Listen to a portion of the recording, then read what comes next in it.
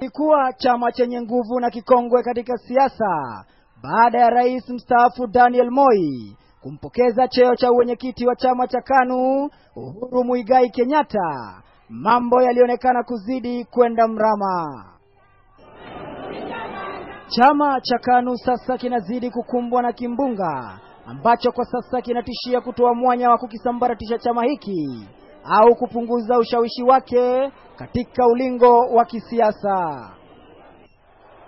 Vita baridi sasa inadaiwa ni kati ya Uhuru Kenyatta anayekisiwa kukiasi chama hicho na kujiunga na PNU tangu mwaka 2007 na Gideon Moi anayeandaa mikakati ya kukwamua chama hicho. Vita vya ubabe wa wenyekiti wa chama cha KANU.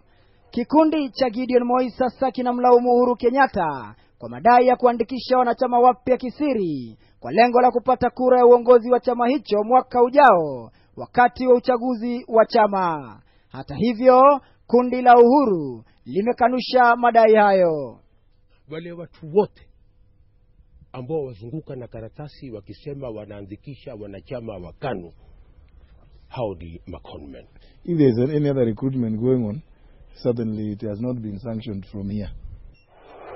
Uhuru analaumiwa kwa kutoshughulikia chama hicho wala kuitisha mkutano wowote ule tangu mwaka wa 2007.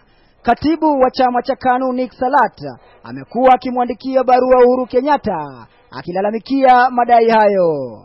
Katika mojawapo ya barua, Salat alimwambia Uhuru Kenyatta kuwa ni aibu kwa chama kikubwa cha KANU kufanya uchaguzi wake kisiri.